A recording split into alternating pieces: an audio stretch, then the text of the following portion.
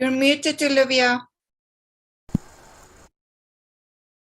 Excellent. Thank you, Emily, for that beautiful song selection. I love the imagery that was played along with that song and just the listen, listen, listen to my heart song. I will never forget you. I will never forsake you. What a powerful message for today.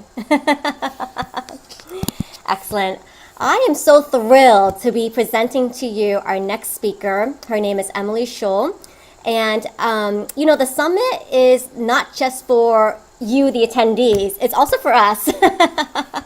And I make it a point after every summit to follow with at least one presenter, one speaker, and follow through their program. And this is what we hope for each of you too. I know we talked about shiny object syndrome, and it seems like we're just piling on so much information. There's so many things that you can really dive into. But I would just say to you, choose one. Choose the one that you need the most. Choose the one that you're most attracted to at this time of your life. And so for me, last summit, that was Emily. And so I had a chance to work with her on several occasions through her workshops. She's a certified behavioral money coach.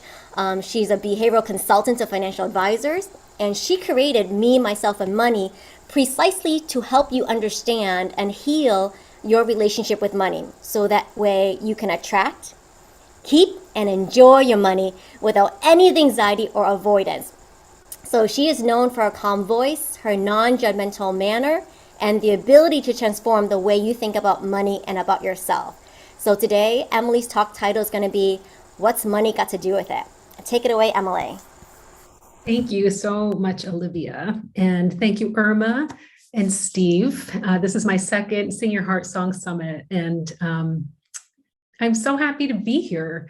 It's the first time that I've been around just such a heart-centered community where I feel just really good. I've been really blessed throughout my life to find these little pockets of community from time to time, and this is one of them. And it is, yeah, it's good because this is where we can feel safe to do our own work when we feel good and connected with other people. So it's really, I'm just really happy to be here. So yes, I'm Emily Shull, founder of Me, Myself, and Money. And today I want to talk about this intersection between money and how we can use money to explore our relationship with it, to get closer to our own values, our own heart song, so that we can live an on-purpose life. And the song that I had played, Listen to Your Heart Song, oh, it's such a beautiful song. It gives me goosebumps every time I hear it. And it just resonates so deeply with me in what I do, in that trying to, connect with my authentic voice. This is something that I've been trying to do, since I was young. And this is what I try to help people do in my work as a behavioral money coach as well. So I'm really excited to be here and to show you how to do that. I guess my story starts a long time ago. So I came to become a money coach because it is this intersection of two longtime passions that I have had. And one of them is personal finance, and the other one is personal development and growth. And I never thought that these two were related, but that I came to see that they're really intimately related. So I'll start with the personal finance piece first. So I was lucky enough to get an allowance when I was growing up. And this allowed me to use money for things that I wanted to, and not just what my parents thought I needed, right? They didn't think I needed candy from the 7-Eleven, but I thought I did. And so being able to use my allowance to save money and to buy what I wanted gave me a sense of independence and freedom. And I was really lucky that this was one of the first experiences that I had with money, was something that helps me become independent and free. So it's a really positive association. And as I've come to learn, not all of us have such a healthy, positive association with money when we're growing up, and that really affects our behavior as we get older. So that was my first experience with money. And then at the age of 12, my parents divorced, and they both remarried soon afterwards. So I was fortunate enough to grow up with two sets of parents. And I was able to see that once they remarried, they had pretty distinct ways of dealing with money with their new partner. And over the years, I began to see how this played out and what the consequences were. And I drew my own conclusions from that. So I had one set of parents over here who were quite frugal with their money. They always lived below their means. They had a lot of savings. And, they didn't have a lot of adventures. They were quite in their routine. So there were some drawbacks, but on the positive side, they had a sense of calm about them. And as the years went by, and as, unexpected things came up and job losses happened, there was never a sense of chaos or urgency or anxiety there, at least not outwardly. And I attributed that to their living below their means and always having the safety net for them. And then on the other side, my other set of parents had a very different dynamic. They were often arguing with each other, and money was frequently an issue. And there was often not savings. So sometimes there was, but more often not. And as I grew older and watched how these things played out, I saw that, the set of parents over here had a much more stable and peaceful life than the set over here. And so the conclusion that I drew in my early adulthood was, well, yeah, this is the way to be. You just need to save money, and that provides you safety and security in times of trouble. And if this set over here, if they had only just saved money, they'd be more peaceful and happy as well. And, that was really naive of me to think that, because this was before I really began to understand how complex money is, how complex just we as human beings are, and how our experiences throughout life really shape the way we relate to ourselves, the way we relate to other people, and the way we use and think about money. So it probably won't surprise you when I say that this set of parents over here, the one that had this turbulent, rocky relationship with money and with each other, they both came from abusive households when they were growing up. And so that affected, everything. And so I came to understand over time how integrally related how integral this is with money. And so it's really interesting that I had these two paths of interest that I was exploring: one, personal development, trying to figure myself out at first, trying to figure out what was wrong with me, and then understanding, oh, right, this makes sense when you have parents who experience trauma and it's unresolved. Some of that gets passed down to you in some shape. So trying to figure myself out to give myself that sense of calm and inner peace, yet at the same time thinking unrelatedly, thinking that money is my path, to inner peace and to my sense of security. So I was reading all these articles about money. And at some point I thought, oh, let me just do a master's in financial planning, because if I knew all there is to know about money, if I knew all the formulas, if I knew what professionals do, then I will be set. Then I won't feel insecure. Then I'll have this sense of peace. Well, as I was going about my master's program, I suddenly realized, oh, this isn't going to do it for me. Like finishing this course and having all this data and this knowledge, this is not going to make me peaceful. And at the same time, I realized that there was no talk about emotions. There was no talk about anything except just money and the logistics and these formulas. And I felt like this whole big piece was missing. So as I finished my degree, I also did a lot of research, just psychology, money, philosophy. It all led me to the Money Coaching Institute, where I trained to become a certified money coach in this specific method to help people understand their relationship with money.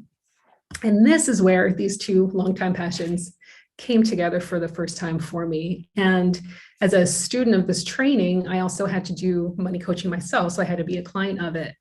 And as much inner work as I had done before that point, it really was so amazing how I was able to make connections that I had never seen before, that really went to the root of, long held guilt that I had from, way back in my childhood around my siblings, because I had much better than all of my siblings. My parents were married before they married each other, so I was the only one who was raised in that stable house with two biological parents, more financial resources. And I didn't realize like the length and the breadth of all of that and how it played out in my relationship with money and also in my relationship with my siblings. So I became super interested. I started Me, Myself, and Money. And in working with clients, it just really solidified the belief that our personal world and our money world are completely interwoven, and that by looking at our history through the lens of our money experiences, we can learn and heal so much about ourselves. So I am going to give you examples from two of my clients. I love to present cases. I think it's really fun and people usually enjoy them. So I have a couple of slides I'm going to show you.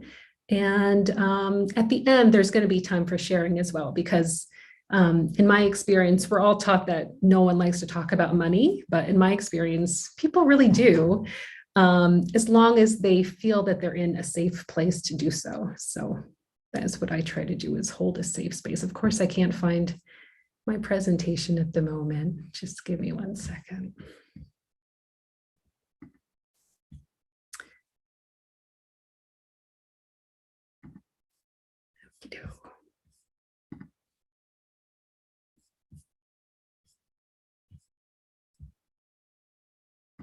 Oh, it's coming.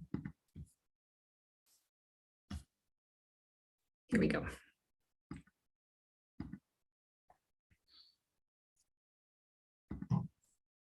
So when we look at ourselves through the lens of money, one of the things that we can see is our unconscious money beliefs. And I'm going to go through a couple of common beliefs, and I encourage you to think about what your own beliefs are as we go through this, and you can write them down if you want to. I love to use visuals because it just creates such a more emotional, direct experience. This is what I believed about money for a long time. It felt like this cozy, warm, safe blanket that was there to protect me. If any of you have ever used a weighted blanket, that's a really good analogy too, because it calms, especially for people with anxiety. Really, it feels like a big warm hug and keeps you safe and secure. So for many of us, this is what money represents.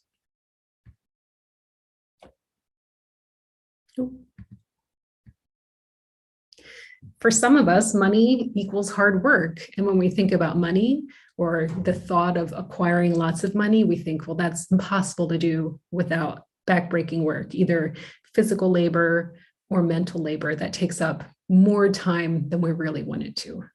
So this is the belief that money equals hard work. We might think that money is a sign of success and accomplishment. If we have evidence of all of this, that means that we worked hard, that we were dedicated, that we were passionate, and that we achieved a lot. Or you could think the owner of this house is certainly not a kind, fair person, because if someone has this amount of money, there's absolutely no way that they could have made it without harming someone else. That's a very different belief. And our society is filled with both of these, reverence for money and also, really vilifying money and people with money. Or you can think of money as being something that you want to avoid, money as something that's unsafe. And this could be for a wide variety of reasons. Maybe money always came to you with strings attached, and you don't like having to accept money and lose that sense of control. Maybe you're afraid that if you have money, it's going to ruin your relationships. Your friends wouldn't be able to relate to you anymore if you had much more than they did. Maybe you are afraid that people would ask you for money and that you wouldn't be able to say no. Some people are really afraid of the responsibility that comes with having a lot of money. I remember when I was 18 years old, I bought a lottery ticket. And to the days between buying that ticket until leading up to the drawing, I was driving myself crazy. I thought, oh my God, what would I do if I won? I'd have so much money and I'd want to give some away, but how much would I give away and where would I give it to? And I feel like I'd need to be the most actualized person that ever lived because I have all this unlimited resources. I would just need to know myself. And so I came to the conclusion that I don't want to ever want to play the lottery again because I'd literally drive myself crazy.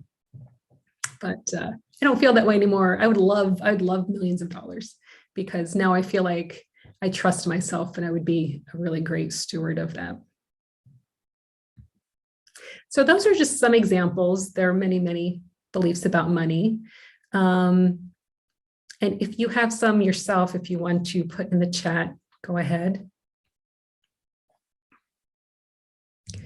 So I'm going to tell you about one of my clients and before that, so how do we come to have these money beliefs in the first place? Our parents or our caregivers, the people who have primary responsibility for us, the people whose decisions impact our lives when we're growing up, are the ones that we first learn about. We learn about ourselves from them. We learn about the world through them. So so I hear here lots of money beliefs in the chat here. Money is evil. I used to believe that money was the source of my pain. Yeah, we attribute so much to money. Now I realize it was collateral damage. Well said. There is never enough. Yeah. Money doesn't grow on trees. That's right. It only comes from hard work. Yeah. So our unconscious money beliefs are just any belief that we have that's been that has not been examined yet. And so they primarily come from our caregivers, from our parents. We either inherit them. So this is what I did. My father had a money belief that money equals safety and security. And I thought, yeah, that sounds good to me. I just inherited that directly.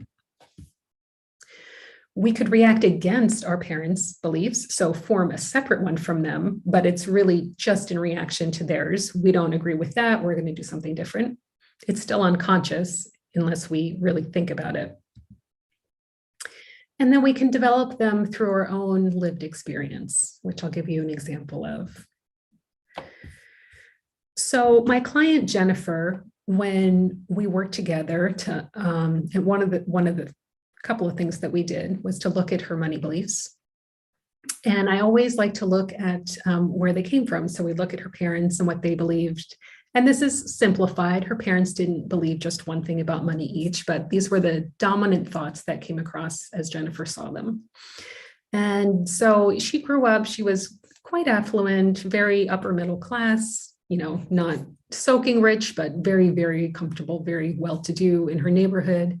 Her father was a successful business executive, and her mother was a traditional stay-at-home mom. And her mother also grew up with some money. So her mother's belief was money will always be there. It will always be there, and it's someone else's job to take care of it. It's just there, and I don't have to worry about it. And her father's money belief was that money is proof of my success. Her father had not a good relationship with his father and was always trying to prove himself as a result. And he did that through money.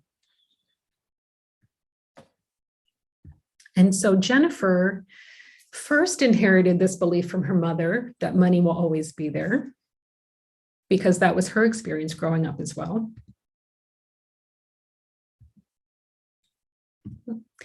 And then she also inherited her father's belief, money is proof of my success. And when she was going to college and deciding what she wanted to do with her future and talking about this with her parents, she always had a strong interest in helping people. And at first she thought she was going to be in the medical profession, like a doctor. And her father was very supportive of this. And she remembers distinctly him saying like, oh, doctors make a lot of money. That's a really good career move. So Jennifer went off to college, but two things happened there to really shift the way that she thought about money. First of all, she became friends with and was just exposed to more of a variety of people from different economic backgrounds. So some of her friends didn't have nearly as much money as she had to work part-time while they went to school. And Jennifer began to sense this resentment or this different attitude that some people had toward people with money. And she began to have this a little bit of guilt around that. And as a result, she formed her own money belief that if I have more than others, then somehow I'm part of the problem. And another thing that happened during college is that she early on realized that the medical field was just not for her. And she ultimately decided to become a teacher, which was a really well aligned with her gifts and abilities. And so she became a teacher. And as the years went on, she began to shift her money beliefs a little bit more. When she was 25, her parents took her on vacation. They went to the Bahamas. And she remembers distinctly being there, this beautiful resort, the sunset, they're enjoying this nice meal, and looking around and thinking, oh my God, I will never be able to create this life for myself. You know, I'm not on the salary that I'm making, not because of what I chose to do for a profession. And so this belief went away, that money will always be there. And as we looked at this belief that money is proof of my success, you know, at first I was really surprised that this came up for her because like nothing in her background, nothing that I knew about her gave me evidence that she would think of this. And, you know, we talked about her students, and she would never look at a student or their students' parents who came from less money and think that this person was somehow not as successful or not as inherently worthy as the student who had money. So it just didn't really make sense. So as we dug into it more, we realized that this belief was really never hers. She adopted it from her father, and that what was really underneath this was her desire to win his approval. And so with this, so Jennifer had been working with a therapist before we started working together. And so she took this with the therapist so she could work on this to resolve this more fully. And then this part we worked on together, that if I have more than others, then I'm part of the problem. And when she examined this, she realized that she really wasn't being fair to herself because, again, when she looked at her students, just as she wouldn't judge a student or their family for having less money than another, she also didn't judge students or their families who had more money than others. So why would she judge herself this way again? And this whole exercise gave Jennifer the opportunity to really dive into her own values. So it had a couple different effects. So she was able to go into this more of still really wanting her father's approval, even after all these years. So she was able to look at that and heal that wound. And she was also able to identify for the first time, what are really her core values and how do they differ from that of her parents? And what is she willing to let go? And what does she really want to embrace? And as a result, she was able to really dive in and settle into the satisfaction that she had with her job, knowing that she was a great teacher. She had a great impact on the lives of her students. And although she had always received accolades from her students and from her bosses, there was still this little piece left. She just felt like she was somehow letting someone down because she wasn't financially successful. And this made a really big difference in her life. And when she was able to understand what her own values are and how her life is actually currently aligned with what those are, it just gave a big sense of relief for her. So when we look at our relationship with money, we also learn different patterns of behavior that we hold and what the root cause of that is. And that's incredibly healing. So our patterns of behavior, when I say that, I'm talking about automatic responses that happen. They're usually rooted in our childhood experiences. Sometimes they happen in adulthood, but most often in childhood. and they cause us to behave in a way that is contrary to our intentions. So if you always want to save money, and sometimes you're able to save a little bit, but then you backtrack and you keep going back and forth in this circle, then that's a really good indication that there's something there. There's this unconscious pattern of behavior there that's keeping you from doing that. And awareness of the root of why this is happening is the key to be able to change that. So a client that I was working with, Dante, he came in with a concern that is very common. And that is this feeling of struggle around money, that even though he's making good money, it's just such a struggle to do it. It just seems like he's working too hard. He has to overwork. He can never find his balance.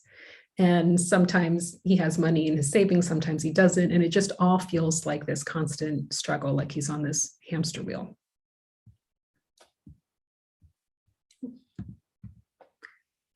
And the thought behind this is, I'm a screw up. Like, I don't know, there's just something I'm not getting right. I keep getting things wrong. It shouldn't be this hard, and I don't know what's wrong with me. So when we looked at his money biography, when I work with clients, I have them fill out this long biography. So every year they write something about what happened that year that they can remember regarding money and how they felt about that.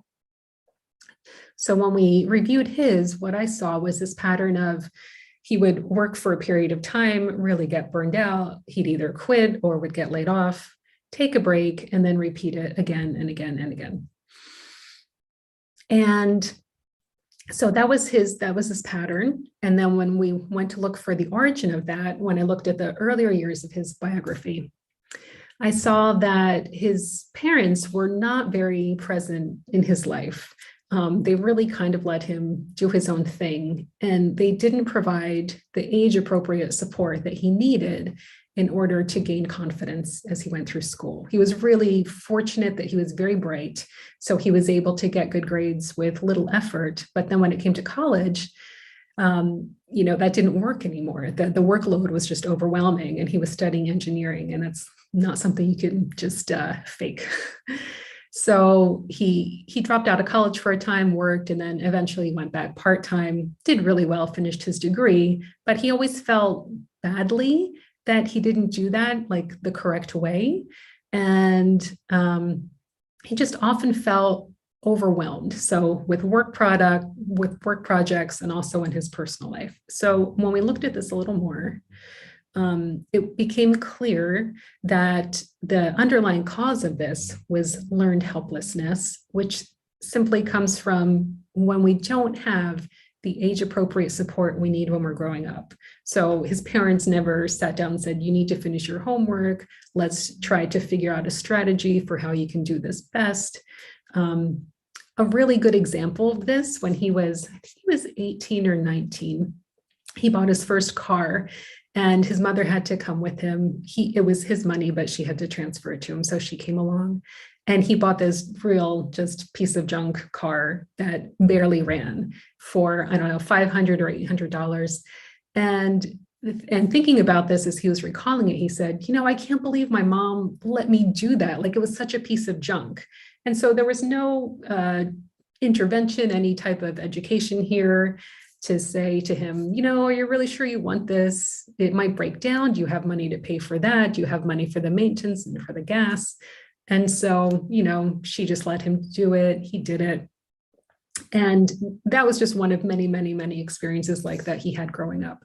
And as a result, it creates this feeling like, I'm a screw up. I can't do this. When you're put in situations over and over and over again that you're not prepared for, then it creates this constant state of overwhelm. And this is so incredibly common. I see this in so many of my clients. I experienced this myself.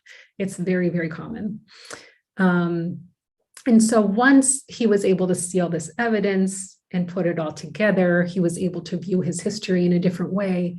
And it brought a sense of self-compassion to himself, which he hadn't had before, and really changed his thinking about his abilities. And when you're stuck in this constant state of overwhelm and thinking, oh, it's me, I'm the problem, I'm stupid, I can't get this right, you're not looking for resources because you never had someone guide you and say, oh, this is what you need at this step. And so he learned to look for the resources. Okay, when I'm stuck, who can I turn to? What do I need? And with that, it was, he made really, really great progress after this. And it all starts with just understanding and feeling more, just feeling compassion for yourself and understanding, of course, this is why I am, this all makes sense, all this leading up to here. But we're so stuck in our own way of thinking that we can't see all of these connections. We really need to work with someone else in order to see them all laid out clearly. So I want to get your experiences in just a moment. But before, just to sum up, so when we do take a look at ourselves through the lens of money, we're able to see unconscious beliefs and behavior patterns. And when we examine these, we're able to identify the root cause so we can resolve it once and for all. And these affect much more than money. I mean, it affects how we relate to ourselves, how we think of ourselves, how we relate to our partner. It increases our self-compassion and then our ability to choose to do something differently because we're no longer stuck in that unconscious cycle. It allows us to identify our core values, reduce tension and conflict, and reconnect with ourselves so we can live in alignment with our values and on purpose. So Olivia put in the chat all of my details, but for anyone watching on the replay, the best way to contact me is through my website, memyselfandmoney.com. And there you can get a free assessment to assess your relationship with money because it is complex. So I created this tool to let you see what your relationship with money looks like in 8 different categories. And you're always welcome to book a free call with me because I love talking about money and holding a space for people to talk about money. So let me stop the share here. And I would love to hear if any of you would like to share, what have been some of your experiences with money and personal growth and this intersection, and what have you learned? How have your money beliefs changed over time? Maybe what's something you're still grappling with? Anything you'd like to talk about? Oh, thank you.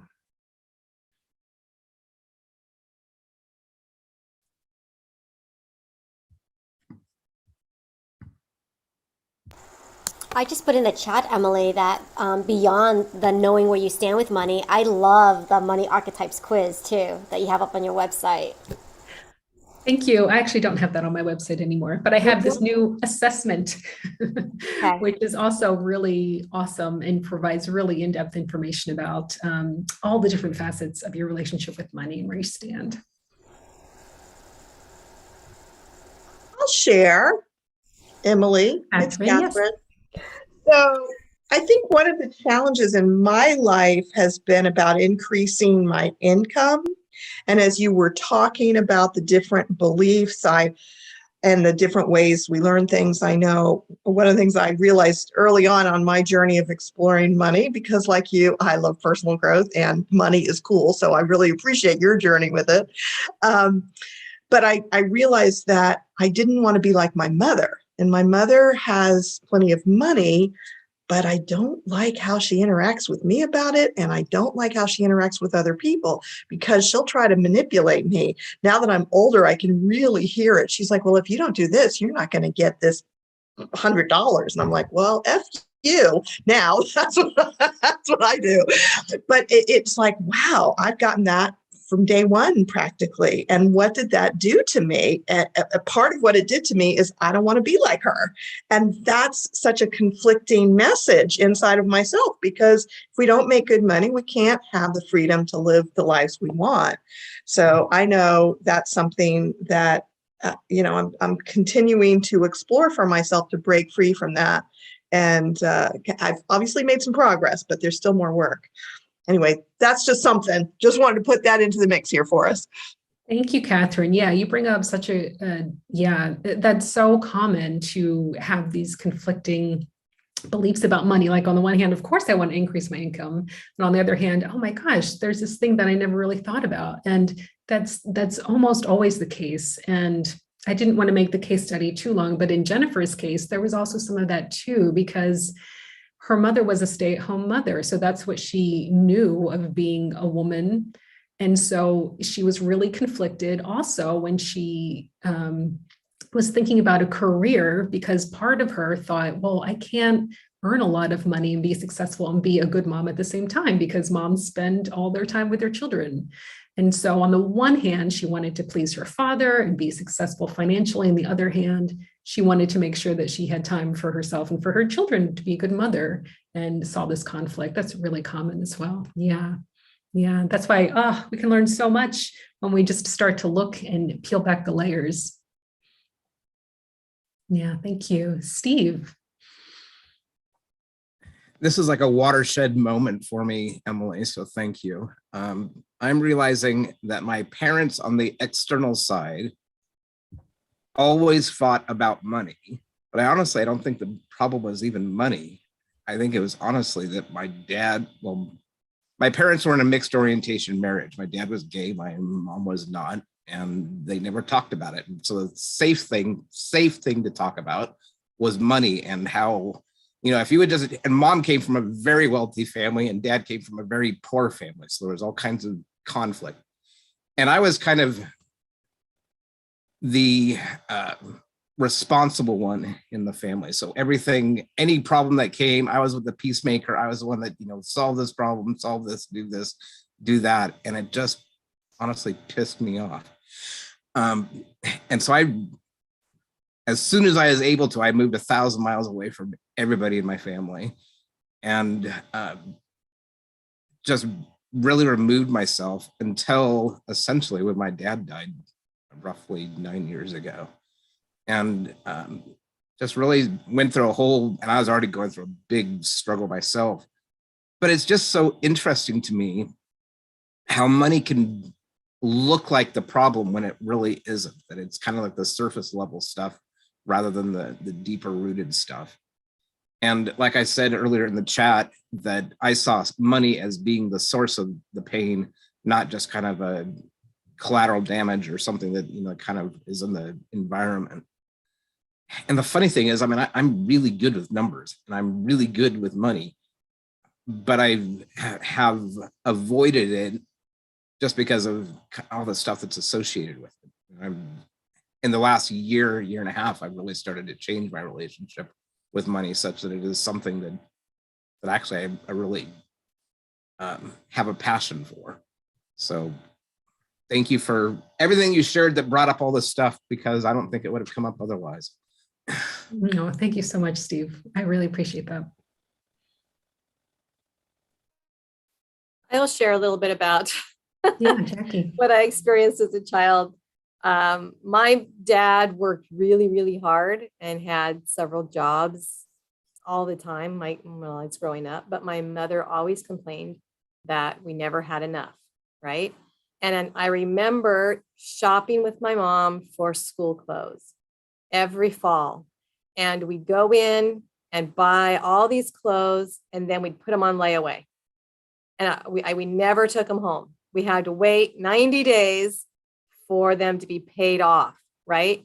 And I look back now at the lessons that all of that taught me is that it doesn't matter how hard you work, you're never going to have what you need, and that you're not worthy of having what you want at the time, that you have to always wait to have what you want. And I look back on those lessons and they have affected me for years and years and years. And it's hard to break that thinking, that mindset. So I appreciate that there is a way to work through that and maybe change the way that we think about money, but it is so ingrained in me that I didn't realize how much before. Yeah, thank you. Yeah, thank you for sharing that. Yeah, as I was saying earlier on, those early childhood experiences, they're so they create such snapshot memories that create this pattern of thinking and behaving. And they're so important to how it's amazing how much they follow us throughout life, and how it doesn't change until we really go back and actively think about that and work towards something different. Yeah. Catherine.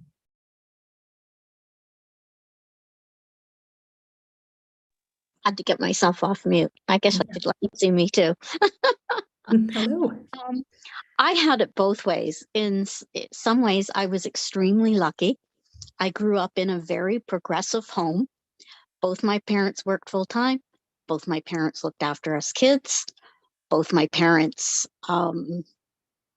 did laundry, dishes, housekeeping, cooking. Both my parents. So I grew up thinking that all men worked around the house and looked after the kids. And that was very progressive thinking back in the 60s, 70s. So I'm very grateful for that. So I grew up with that. But I also grew up, my parents, now I don't know, I don't ever remember them coming out and saying that money was evil. But for some reason, it was ingrained in me that money was the root of all evil. So, and everybody in my family struggled. All my I had 4 brothers. I have 3 now. But we all struggled with money. My parents had an inheritance and they squandered it. They were unable to save. I have 1 brother who can save money. The rest of us can't save money. And I know a lot of it stems from my past, just the way we were raised. My parents were from the Depression. They were from very poor families. So they gave us kids everything. We didn't have to earn what we got. And when I look back, that was a bad thing. At the time, it was a good thing, but it really wasn't, because it taught us to be dependent on our parents and that our parents would be there forever. So we were all forever borrowing off my parents. And when my dad passed away, he was only 67. We went on borrowing from my mom. And by borrowing, I mean, we'd get the money and never pay her back. She never expected it. So, and my son was the same way. So it just passed on from family to family. So yeah, it's interesting how we are affected by that. Yeah, thank you so much for sharing that, Catherine. Yeah, and that's really common too, especially if you didn't have a lot growing up. It's just such an instinct to want to give your children so much better than what you had, because you don't want them to suffer. But unfortunately, if it's too much, if you don't let them learn on their own the way that they need to, you really deprive them of that empowerment. That was also the case for Jennifer. Her father did everything for the household, and also for Jennifer, till the point she was still in graduate school and he was calling her advisor and sorting things out and paying the bills, of course. And she thought that was a good thing, but not realizing that that was one of the sources of her real discomfort with money and feeling like she was unable to manage her money because she was never given those opportunities to practice. Yeah. Yeah, thank you.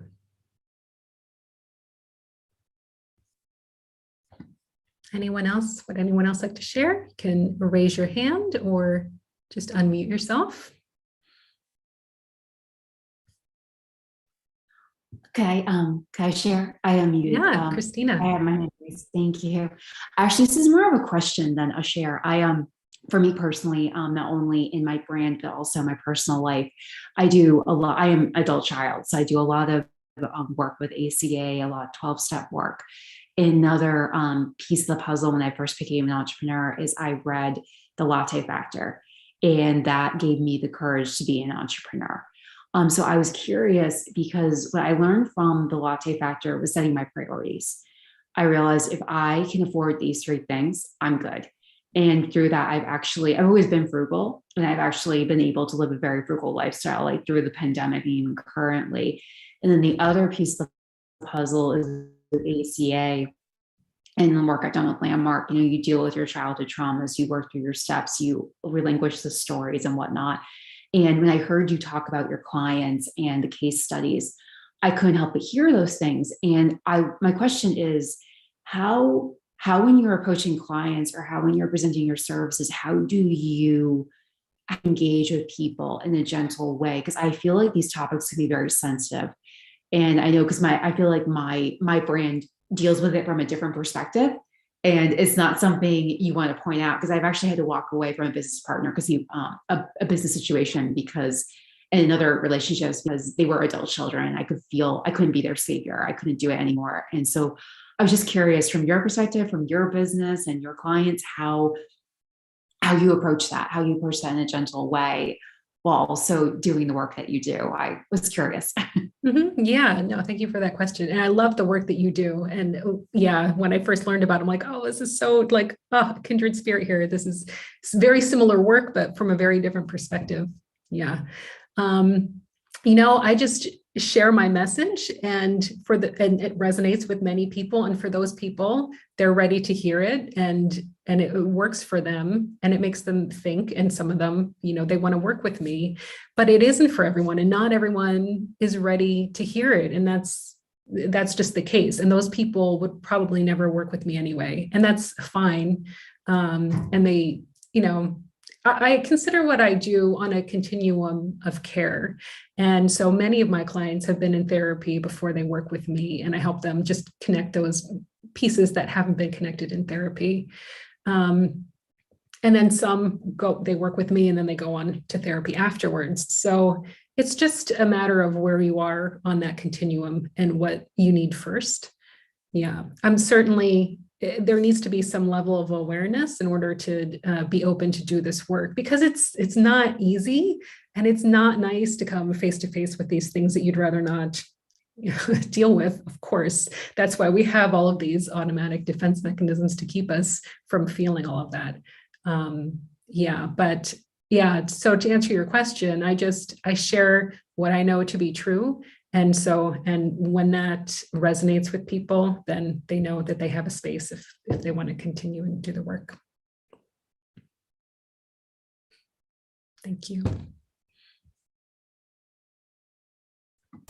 Wow, Emily, such an amazing discussion. And I hope you got the feeling of being comforted and safe, because Emily just has that voice. And, Catherine and I are huge fans. We've both taken Emily's classes before. And so this is a fantastic segue now into our Wheel of Names. So Emily has been so generous to raffle off a free pass to our next class, Drawing Your Way to Abundance. It's a fantastic class. I'm a graduate, Catherine's a multi-graduate, and it's just so fun to be able to explore that different side of money, because it's not spreadsheets, it's not Excel, it's not these complicated formulas. And so you don't have to be an artist. Emily draws six figures. So artistry is not required, but, it's just the ability just to have a different way of seeing your money perspective is amazing. So I'm going to share the Wheel of Names. And so this is for both presenters and attendees. If you came in late